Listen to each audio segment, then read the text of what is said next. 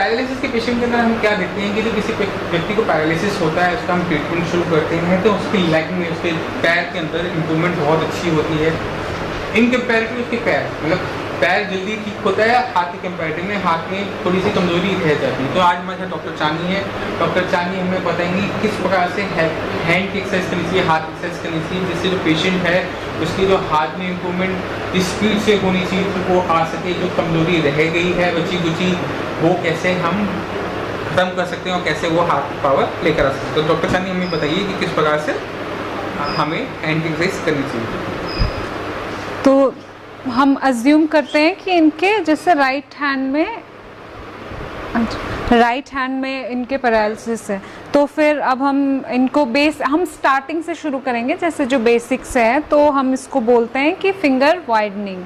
तो हम इनके ये फिंगर्स को पकड़ के ईच फिंगर को ऐसे किया एंड देन 1 2 3 4 5, उसके बाद फिर छोड़ दिया।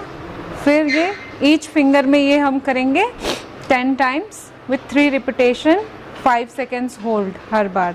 तो फिर इसमें 1 2 3 4 5, फिर इस फिंगर में किया, इसको हमने 10 बार करना है अब जो अफेक्टेड हाथ है वहाँ पे। उसके बाद अब हम करेंगे ये फिंगर के यहाँ पे जो भी ये मूवमेंट्स हैं वो सारे जितने भी बेसिक मूवमेंट है वो हम करेंगे उसको 10 बार। एंड देन फिर अब हम थंब के मूवमेंट करेंगे, इससे यहाँ पे टच करना है। ये हो जाता है कि हम जब सारे फिंगर्स की मूवमेंट करते हैं तो थंब का रह जाता है। तो फिर अब हमने किया थंब के ऐसे, इससे हमने सारे ये फिंगर के एंड्स को टच करवाना है। ये भी हमने 10 टाइम्स करना है। उसके बाद अब हम जाएंगे, जैसे हैंड का कंप्लीट हो गया तो अब हम रिस्ट के मूवमेंट्स करेंगे जो है नॉर्मल, जैसे ये हम इसको फ्लेक्शन एक्सटेंशन बोलते हैं। तो फिर ये हम रिस्ट के मूवमेंट करेंगे to the maximum range available. उसके बाद फिर हमने किया एक्सटेंड, थोड़ा सा स्ट्रेच अप्लाई करेंगे लेकिन फिर इतना ज़्यादा भी हम फोर्स उसमें अप्लाई नहीं करेंगे। और जब हम ये मूवमेंट कर रहे हैं तो हमको ये जो रिस्ट जॉइंट है इसको सपोर्ट दे के रखना है और अब ये जो फिंगर्स हैं इसको ऐसे होल्ड करना है। एंड देन फिर हमने ये मूवमेंट किया।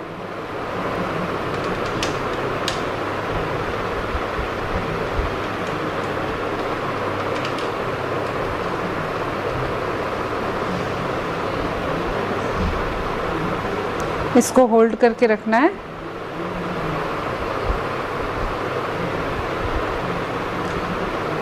और ये भी हमने 10 टाइम्स करना है।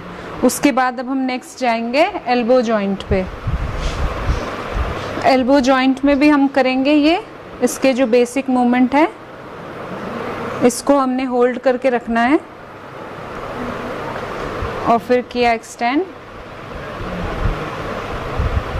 और जब हम ये मूवमेंट कर रहे हैं तो हम इसको रिस्ट जॉइंट को हम यहाँ पे स्टेबलाइज करेंगे और फिर यहाँ पे एल्बो के नीचे हमारा हाथ इसको सपोर्ट करता हुआ एंड देन जो बेसिक मूवमेंट है वो करेंगे।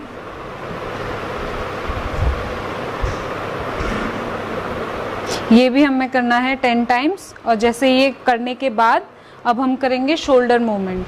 तो शोल्डर मूवमेंट करते वक्त हमको बहुत ही केयरफुल होके करना है, क्योंकि यूजुअली क्या होता है कि जैसे स्ट्रोक पेशेंट होते हैं उनका ये शोल्डर ड्रॉप हो जाता है, दूसरे शोल्डर से ये वीकनेस की वजह से पूरा शोल्डर ड्रॉप हो जाता है। तो फिर जब हम मूवमेंट करेंगे तो फिर ये मेक श्योर करना है कि पेशेंट को पेन फील ना हो और उनके अवेलेबल रेंज पे हम वो मूवमेंट कर रहे हों।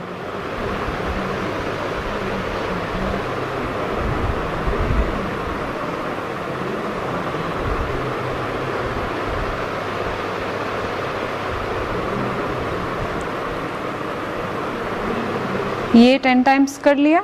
उसके बाद अब हमने फिर से यहाँ पे अबडक्शन एडक्शन करना है। तो ये हमारा हैंड ऐसे होना चाहिए और थंब फेसिंग अपवर्ड्स। उसके बाद फिर अब हम इसको लेके जाएंगे और ये मूवमेंट करते वक्त भी हमको ये मेक श्योर करना है कि ये एल्बो बेंड ना हो बिल्कुल भी।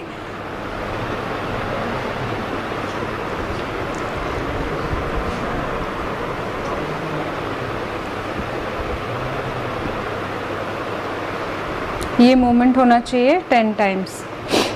उसके बाद जो स्ट्रोक पेशेंट होते हैं उनके बेसिक जो सबसे इम्पॉर्टेंट चीज़ है वो है इनकी पोजीशनिंग।